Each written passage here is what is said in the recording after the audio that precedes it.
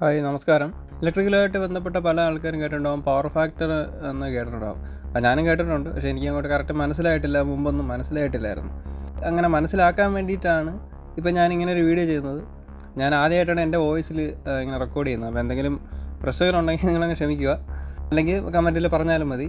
Power factor എന്താണെന്ന് ഉള്ളതിനെക്കുറിച്ചും വ്യക്തമായിട്ട് ഞാൻ ഇന്ന് പറഞ്ഞുതരാം. വ്യക്തമായിട്ട് തന്നെയാണ് ഞാൻ പറയുന്നതെന്നാണ് എൻ്റെ ഉള്ള വിശ്വാസം. പവർ ഫാക്ടർ എന്താണെന്ന് അറിയുന്നതിന് മുമ്പ് അതിന് മുമ്പ് കുറച്ച് കാര്യങ്ങൾ അറിയാനുണ്ട്. അപ്പോൾ അതിന് ഒരു ഡിവൈസ് പവർ എടുക്കുന്നതുമായി ബന്ധപ്പെട്ട് അതിന് അപ്പാരൻറ്റ് പവർ, അല്ലെങ്കിൽ അതിനെ വോൾട്ട് ആംപിയർ അല്ലെങ്കിൽ കിലോ വോൾട്ട് ആംപിയർ എന്ന് വിളിക്കുക. അതിൻ്റെ യൂണിറ്റ് അതാണ്. രണ്ടാമത്തത് ആക്റ്റീവ് പവർ എന്നുള്ളൊരെണ്ണമുണ്ട്, അതിനെ വാട്ട്സ് അല്ലെങ്കിൽ കിലോ വാട്ട്സ് എന്ന് വിളിക്കും. മൂന്നാമത് റിയാക്റ്റീവ് പവർ, അതിൻ്റെ യൂണിറ്റ് എന്ന് പറയുന്നത് വോൾട്ട് ആംപിയർ റിയാക്റ്റീവ് അല്ലെങ്കിൽ കിലോ വോൾട്ട് ആംപിയർ റിയാക്റ്റീവ് എന്നുള്ളതാണ്. ഇനി ഇത് മൂന്നും എന്താണെന്നുള്ളത് ഞാൻ ഇനി പറയുന്നുണ്ട്, ശ്രദ്ധിക്കുക. ഉദാഹരണത്തിന് ഇപ്പോൾ ലോഡിന് വേണ്ടിയിട്ട് നമുക്കിവിടെ ഒരു AC ഇൻഡക്ഷൻ മോട്ടർ എടുക്കാം. അപ്പോൾ മോട്ടർ എന്താണെന്ന് അറിയാലോ. ഇലക്ട്രിക് മോട്ടോർസ് എന്ന് പറഞ്ഞു കഴിഞ്ഞാൽ ഇലക്ട്രിക്കൽ എനർജിയെ മെക്കാനിക്കൽ എനർജി ആയിട്ട് കൺവേർട്ട് ചെയ്യുന്ന ഒരു ഡിവൈസാണ് മോട്ടർ എന്ന് പറയുന്നത്. ഏത് മോട്ടർ ആയിരുന്നാലും, അത് AC ആയിരുന്നാലും DC ആയിരുന്നാലും.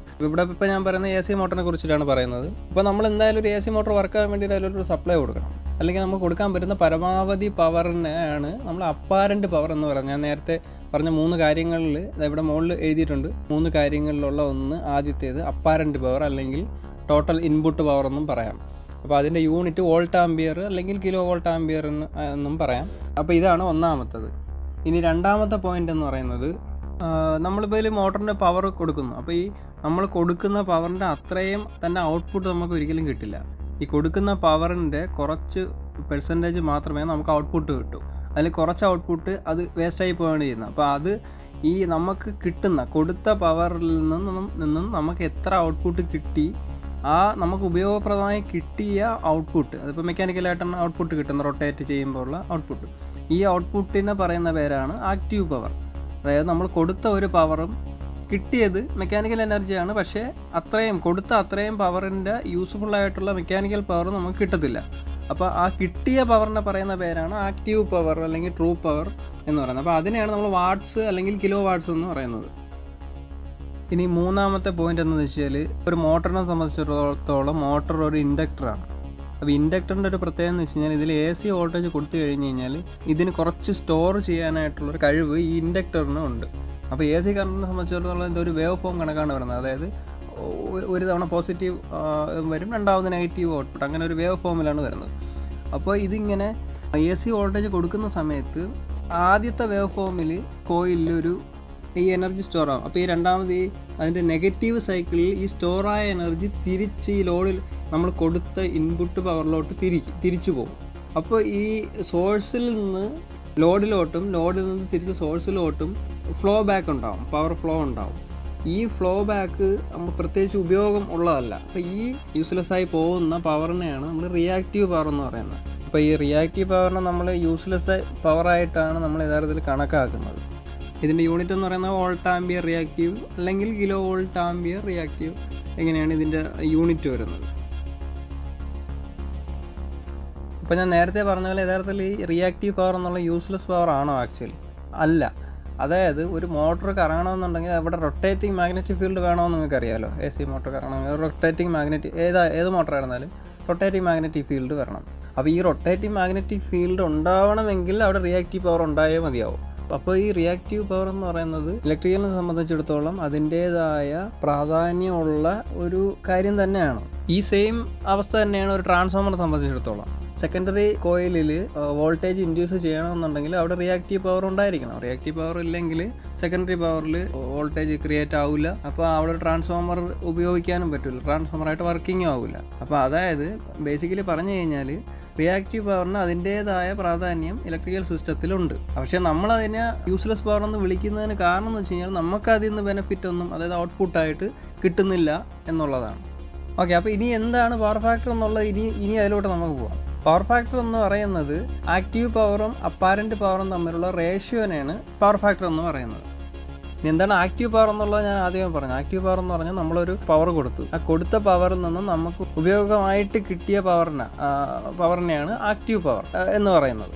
ഇനി ഡിവൈഡ് ബൈ അപ്പാരൻറ്റ് പവറാണ്. ഈ അപ്പാരൻറ്റ് പവർ എന്ന് പറയുന്നതാണ് നമ്മൾ ടോട്ടലി നമ്മളതിനൊരു ലോഡിന് പവർ കൊടുത്തിട്ടുണ്ടല്ലോ, ഈ ടോട്ടൽ നമ്മൾ കൊടുത്ത പവറിനെയാണ് അപ്പാരൻറ്റ് പവർ എന്ന് പറയുന്നത്. ഇത് രണ്ടും തമ്മിലുള്ള റേഷ്യോനെയാണ് പവർ ഫാക്ടർ എന്ന് പറയുന്നത്. പവർ ഫാക്ടറിനെ വേറൊരു പേരിൽ നമുക്ക് വിളിക്കാം എഫിഷ്യൻസി. അതായത് ആ ലോഡിൻ്റെ എഫിഷ്യൻസി ആയിട്ട് നമുക്ക് കണക്കാക്കാം ഈ പവർ ഫാക്ടറിനെ. ഇപ്പോൾ ഒരു ഉദാഹരണം പറയുകയാണെങ്കിൽ ഒരു ലോഡിൻ്റെ പവർ ഫാക്ടർ 0.8 ഉണ്ടെന്ന് വിചാരിക്കുക. അപ്പോൾ നമുക്ക് പറയാൻ പറ്റും ആ ലോഡ് 80% എഫിഷ്യൻ്റ് ആണ്, എനർജി എഫിഷ്യൻ്റ് ആണ്. അതായത് നമ്മൾ കൊടുത്ത ഇൻപുട്ട് പവർ അപ്പാരൻറ്റ് പവറിൻ്റെ 80% ആ ലോഡ് ഉപയോഗിക്കുന്നുണ്ടെന്നാണ് അതിനർത്ഥം. അപ്പോൾ ആ ലോഡ് 80% പവർ എഫിഷ്യൻ്റ് ആണ് എന്ന് വേണമെങ്കിലും നമുക്ക് പറയാം. ഇനി യൂണിറ്റി പവർ ഫാക്ടർ എന്ന കാര്യം കൂടെ ഉണ്ട്. അതായത് പവർ ഫാക്ടർ 1 ആവുന്ന ഒരു സിറ്റുവേഷനാണ്. അതായത് അതിനർത്ഥം എന്ന് വെച്ച് കഴിഞ്ഞാൽ നമ്മുടെ ലോഡ് 100% എഫിഷ്യൻ്റ് ആണെന്നാണ് അതിനർത്ഥം. നമ്മൾ ഒരു ലോഡിലോട്ട് ഒരു എനർജി കൊടുക്കുമ്പോൾ ആ ലോഡ് ആ കൊടുക്കുന്ന എനർജിയെ പൂർണ്ണമായും അതിന് വേറൊരു എനർജി ആയിട്ട് മാറ്റുകയാണെങ്കിൽ അവിടെ പവർ ഫാക്ടർ 1 എന്ന് പറയാം. അതായത് അപ്പാരൻറ്റ് പവർ ആക്റ്റീവ് പവറിന് സെയിം ആയിരിക്കും. അതായത് നമ്മൾ കൊടുക്കുന്ന ടോട്ടൽ പവർ ആണല്ലോ അപ്പാരൻറ്റ് പവർ, ആ അപ്പാരൻറ്റ് പവറും നമുക്ക് കിട്ടിയ ഔട്ട്പുട്ട് പവറും സെയിം ആയിരിക്കും. ഇതിനെയാണ് യൂണിറ്റി പവർ ഫാക്ടർ എന്ന് പറയുന്നത്. ഇനി നമുക്ക് അറിയേണ്ടതെന്ന് വെച്ച് കഴിഞ്ഞാൽ എന്തുകൊണ്ടാണ് ഈ പവർ ഫാക്ടർ കുറയുന്നതെന്നുണ്ടെന്നാണ്. ഈ റിയാക്റ്റീവ് പവർ കൂടുമ്പോൾ പവർ ഫാക്ടർ ഓട്ടോമാറ്റിക്കലി കുറയും. അപ്പോൾ നമ്മൾ ഈ പവർ ഫാക്ടർ കൂട്ടാൻ വേണ്ടിയിട്ട് എന്താണ് ചെയ്യുക, ഒരു പാരലായിട്ട് കപ്പാസിറ്റർ ആഡ് ചെയ്ത് കൊടുത്താൽ മതി ഈ ലോഡിന് പാരലായിട്ട്. പക്ഷേ നിങ്ങൾ ചിന്തിക്കുന്ന കണക്ക് കപ്പാസിറ്റർ ആഡ് ചെയ്യുമ്പോഴത്തേക്ക് ലോഡ് എടുക്കുന്ന റിയാക്റ്റീവ് പവർ ഒരിക്കലും കുറയുന്നില്ല. ലോഡ് അതിന് എത്ര റിയാക്റ്റീവ് പവർ ആവശ്യമുണ്ടോ അത് ഫുള്ള് എടുക്കും. അത് എടുത്താൽ മാത്രമേ അതിന് കറക്റ്റ് വർക്കാവാൻ പറ്റുള്ളൂ. അപ്പോൾ അതിന് ആവശ്യമായിട്ട് റിയാക്റ്റീവ് പവർ എടുക്കും. അപ്പോൾ ഇവിടെ എന്താണ് സംഭവിക്കുന്നതെന്ന് വെച്ച് കഴിഞ്ഞാൽ നമ്മളൊരു കപ്പാസിറ്റർ ആഡ് ചെയ്യുമ്പോഴത്തേക്ക് ഈ കപ്പാസിറ്റർ നമ്മളുടെ ലോഡിന് ആവശ്യമായ റിയാക്റ്റീവ് പവർ സപ്ലൈ ചെയ്യും. കപ്പാസിറ്ററാണ് സപ്ലൈ ചെയ്യുന്നത്. അപ്പോൾ എന്തോരം കപ്പാസിറ്റർ ലോഡിന് റിയാക്റ്റീവ് പവർ സപ്ലൈ ചെയ്യുമ്പോഴത്തേക്ക് ഇൻപുട്ട് പവർ എന്നുള്ള ലോഡിൻ്റെ ഫ്ലോ കുറയും. അങ്ങനെയാണ് പവർ ഫാക്ടർ ഇമ്പ്രൂവ് ആവുന്നത്. ഇനി എങ്ങനെയാണ് കപ്പാസിറ്റർ കണക്ട് ചെയ്യുമ്പോഴത്തേക്ക് പവർ ഫാക്ടർ ഇമ്പ്രൂവ് ആവുന്നതെന്ന് പറഞ്ഞുതരാം. അതായത് ഇൻഡക്ടറിൽ റിയാക്റ്റീവ് പവർ കൺസപ്ഷൻ നടക്കുന്ന സമയത്ത്, അല്ലെങ്കിൽ അതായത് ഈ ഇൻഡക്ഷനിൽ പവർ സ്റ്റോർ ചെയ്യുന്ന സമയത്ത് അതേ സെയിം ടൈമിൽ തന്നെ കപ്പാസിറ്റർ റിലീസിങ് നടക്കുകയാണ് ചെയ്യുന്നത്. അതേപോലെ തന്നെ ഇൻഡക്ടർ റിലീസ് ചെയ്യുന്ന സമയത്താണെങ്കിൽ കപ്പാസിറ്റർ സ്റ്റോറേജ് നടക്കുകയാണ് ചെയ്യുന്നത്. അപ്പോൾ ഇവർ പരസ്പരം അങ്ങോട്ടും ഇങ്ങോട്ടും പവർ ഇങ്ങനെ കൈമാറിക്കൊണ്ടിരിക്കും. അപ്പോൾ അങ്ങനെ വരുമ്പോഴത്തേക്ക് മെയിൻ സിസ്റ്റത്തിൽ നിന്നുള്ള റിയാക്റ്റീവ് പവർ ഫ്ലോ കുറയുകയും പവർ ഫാക്ടർ ഇമ്പ്രൂവ് ചെയ്യുകയുമാണ് ചെയ്യുന്നത്. അപ്പോൾ ഡിസൈനറെ സംബന്ധിച്ച് നോക്കുമ്പോൾ അവർ ചെയ്യുന്നതെന്ന് വെച്ച് കഴിഞ്ഞാൽ റിയാക്റ്റീവ് പവർ എത്ര ആവശ്യമുണ്ടെന്നും അതിനാവശ്യമായ റിയാക്റ്റീവ് പവർ കൊടുക്കാൻ കഴിവുള്ള കപ്പാസിറ്റർ ബാങ്ക് വെച്ച് കൊടുക്കുകയാണ് അവർ ചെയ്യുന്നത്. ഓക്കെ, ഇനി പവർ ഫാക്ടർ ഇമ്പ്രൂവ് ചെയ്യേണ്ടതിൻ്റെ ആവശ്യകത എന്താണെന്ന് നമ്മൾ അറിഞ്ഞിരിക്കണം. അതിന് ഞാനിവിടെ 2 ഉദാഹരണങ്ങൾ കൊടുത്തുകൊണ്ട് വിശദീകരിച്ച് തരാം. ഞാനിവിടെ 2 ഫാക്ടറികൾ കൊടുത്തിട്ടുണ്ട്. രണ്ടിലെയും കണക്റ്റഡ് ലോഡ് ഒരുപോലെയാണ്, 500 കിലോവാട്ട് ആണ് കൊടുത്തിരിക്കുന്നത്. ഇനി ഫാക്ടറി 1 പവർ ഫാക്ടർ 0.92 ആണെന്ന് നിങ്ങൾ വിചാരിക്കുക. അപ്പോൾ അവിടെ നമുക്ക് കൊടുക്കേണ്ട അപ്പാരൻറ്റ് പവർ, അതായത് ടോട്ടൽ പവർ കൊടുക്കേണ്ടത് എത്രയാണെന്ന് നമുക്ക് കാൽക്കുലേറ്റ് ചെയ്ത് നോക്കാം. അപ്പോൾ നമ്മൾ കൊടുക്കേണ്ട അപ്പാരൻറ്റ് പവർ കണ്ടുപിടിക്കാനായിട്ട് കണക്റ്റഡ് ലോഡിനെ പവർ ഫാക്ടർ കൊണ്ട് ഡിവൈഡ് ചെയ്താൽ മതി. അതായത് ഇവിടെ കിലോ വോൾട്ട് ആംപിയർ, അതാണല്ലോ അപ്പാരൻറ്റ് പവർ. അപ്പോൾ KW divided by power factor. ഇവിടെ 500 കണക്റ്റഡ് ലോഡ്. അപ്പോൾ 500 ഡിവൈഡ് ബൈ 0.92, അതായത് പവർ ഫാക്ടർ കൊടുക്കുമ്പോഴത്തേക്കും നമുക്ക് 543.4 കിലോ വോൾട്ട് ആംപിയർ എന്ന് കിട്ടും. അതായത് 543.4 kilo volt ampere apparent power കൊടുക്കണം 500 കിലോ വാട്ടും 0.92 പവർ ഫാക്ടറും ഉള്ള ഒന്നാമത്തെ ഫാക്ടറിക്ക്. മനസ്സിലായില്ലേ? ഇനി ഫാക്ടറി 2ലേക്ക് പോകാം. അവിടെയും കണക്റ്റഡ് ലോഡ് 500 കിലോ വാട്ട് തന്നെയാണ്, പക്ഷേ അവിടുത്തെ പവർ ഫാക്ടർ 0.75 ആണ് കൊടുത്തിരിക്കുന്നത്. അപ്പോൾ അവിടത്തേക്ക് ആവശ്യമായ അപ്പാരൻറ്റ് പവർ കണ്ടുപിടിച്ച് നോക്കാം. അതായത് ഇവിടെയും കണക്റ്റഡ് പവർ 500 KW തന്നെയാണ്. അപ്പോൾ 500 ഡിവൈഡ് ബൈ 0.75 പവർ ഫാക്ടറാണ്. അപ്പോൾ നമുക്ക് കിട്ടിയ ഉത്തരം 666.6 കിലോ വോൾട്ട് ആംപിയർ ആണ്. ഇപ്പോൾ നോക്കിയേ, പവർ ഫാക്ടർ കുറഞ്ഞതുകൊണ്ട് രണ്ടാമത്തെ ഫാക്ടറിയിൽ ആവശ്യമായി വരുന്ന അപ്പാരൻറ്റ് പവർ ഒന്നാമത്തെ ഫാക്ടറിയെ അപേക്ഷിച്ച് നോക്കിയാൽ കൂടുതലായിട്ടല്ലേ കാണുന്നത്.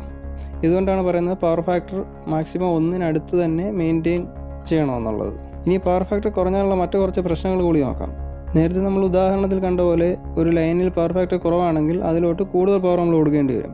അപ്പോൾ ഇത് നമുക്ക് ഇലക്ട്രിസിറ്റി തരുന്ന സപ്ലയറിന് അധിക ചിലവുണ്ടാക്കും. അപ്പോൾ അതുമാത്രമല്ല, കൂടുതൽ പവർ കടത്തി വിടണമെങ്കിൽ അതിന് താങ്ങാൻ കഴിവുള്ള വലിയ കേബിൾസും ചേഞ്ച് ഓവേഴ്സും സ്വിച്ചസും ഒക്കെ വേണ്ടി വരും. അതിനുള്ള സേഫ്റ്റി ചെയ്യേണ്ടി വരും. പിന്നെ പവർ ജനറേഷൻ കപ്പാസിറ്റി കൂട്ടേണ്ടി വരും. അപ്പോൾ ഇതെല്ലാം സപ്ലയറിന് അധിക ഭാരവും അധിക ചിലവുമാണ്. ഇതുകൊണ്ടൊക്കെയാണ് പവർ ഫാക്ടർ മെയിൻറ്റെയിൻ ചെയ്യാൻ പവർ സപ്ലയേഴ്സ് നമ്മളോട് പറയുന്നതും മെയിൻറ്റെയിൻ ചെയ്തില്ലെങ്കിൽ നമ്മളുടെ കയ്യിൽ നിന്ന് ഫൈൻ ഈടാക്കുന്നതൊക്കെ. ഓക്കെ, ഇപ്പോൾ ഏകദേശം പവർ ഫാക്ടറിനെ കുറിച്ച് കുറച്ചെങ്കിലും മനസ്സിലായെന്ന് വിചാരിക്കുന്നു. അപ്പോൾ ഇനി അടുത്ത വീഡിയോയിൽ കാണാം. കണ്ടവരൊക്കെ ഒന്ന് സബ്സ്ക്രൈബ് ചെയ്യണം. Okay, thanks.